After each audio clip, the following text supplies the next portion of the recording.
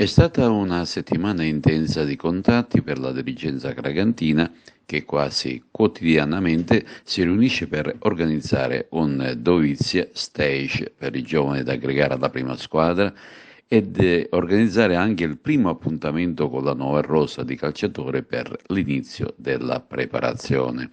Nel contempo si è pianificato l'arrivo di un importante sponsor a livello internazionale. Si tratta di una grande azienda cinese che opera in Italia. Si chiama Italcine, che desidera coinvolgere i propri progetti nel territorio di Agrigento. Una rappresentanza della società guidata dalla signora Monica è stata già ad Agrigento e ha persino incontrato il sindaco di Agrigento Franco Micichè e l'assessore allo sport Gerlando Piparo per intavolare un gemellaggio con il comune di Agrigento. Cosa bolle in pentola non si sa, ma di certo qualcosa di positivo certamente. Per quanto riguarda il calciomercato, la rosa della scorsa stagione è stata del tutto smantellata ed è per questo motivo che l'ambiente è in fibrillazione, ma i recenti arrivi ufficializzati autorizzano ad essere particolarmente fiduciosi e ottimisti. I nomi sono di un certo livello ed altri sono in procinto di arrivare.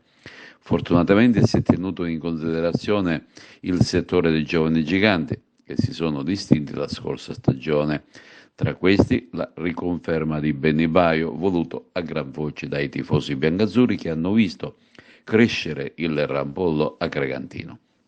Baio, ricordiamo, è un classe 2003, è originario di Bivona, è stato giudicato come uno degli under più promettenti dello scorso campionato di eccellenza.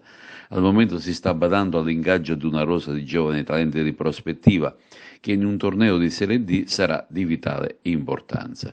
In questi ultimi giorni si è provveduto a tesserare anche il giovane centrocampista Andrea Di Mauro, classe 2004, proveniente dal Città Taormina, nel campionato di eccellenza Girone B ed è stato già ed è conosciuto dal mister Marco Coppa.